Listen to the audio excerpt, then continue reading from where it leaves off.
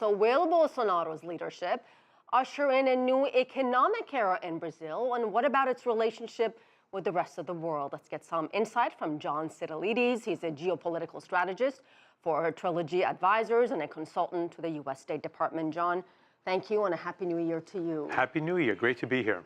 Let me begin with Brazil's domestic problems. Most importantly, its economy trying to recover from the country's worst recession.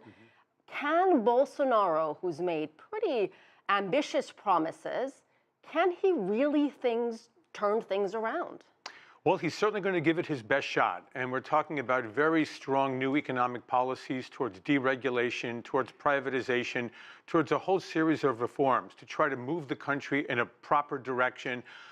It's failed the people of Brazil for so many years, especially the last 10 years when there was all of this hope of Brazil being a leading force as one of the BRICS countries, and that's utterly collapsed. So the economic progress, I think, is going to be the major test of Bolsonaro's success as a leader, but he's also upending Brazilian politics in ways that are going to lead to great uncertainty in the months and years to come.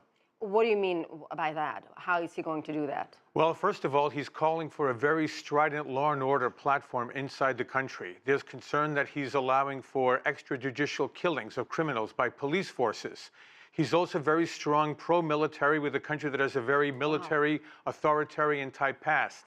And so people are comparing him to, say, Duterte of the Philippines, or even Mohammed bin Salman of Saudi Arabia. And there's concern that he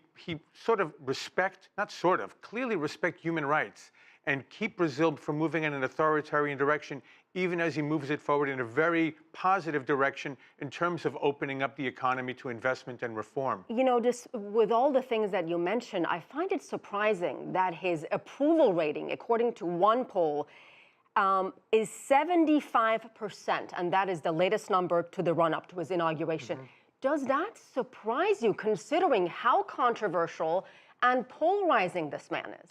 I don't know that it's polarizing. I mean, keep in mind, this is a country that has an absolutely failed economy, and public safety is probably the #1 concern. Remember, he won on the slogan, "Enough is enough." So he expects the economy to deliver for the people of Brazil. And we're talking about a massive country here, 208 million people in a country just slightly smaller than the United States. But the crime rate is through the roof. It is an unacceptably high homicide rate. Criminal gangs have taken over major neighborhoods in the large metropolitan areas, and people want order and they want an opportunity at economic prosperity. He's offering a very unorthodox platform, but the last two presidents of Brazil have completely collapsed in terms of corruption, and the last one, Rousseff, was impeached in 2016. So it's a very different, very unorthodox way, and I think it's why so many people are comparing him to Donald Trump and his election victory in 2016. Before we're talking about Trump, if we have time, I got to ask you about China's relationship with Brazil. China, of course, is Brazil's largest trading partner. When he was running for office, he made some pretty controversial and critical comments about China. Then he changed his tone, calling China a great partner. He also welcomed Chinese investment, invited more trade between the two countries. So clearly mixed messages here. What do you expect under Bolsonaro in terms of its relationship with Beijing?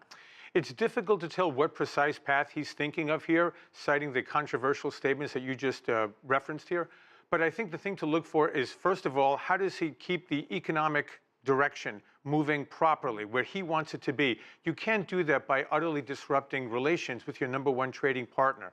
But I think also he wants to see what the U.S. is coming to Brazil with. Secretary of State Pompeo will be discussing trade, investment, liberalization, and America's concerns about the very strong China-Brazil relationship. I think he's looking to hedge his bets, see how he maintains very strong trade ties with China, but also open up Brazil to greater American influence and investment. It could be a delicate balancing act there between China and the United States and Brazil in the middle. John Sitilides, thank you so much. Great to be here.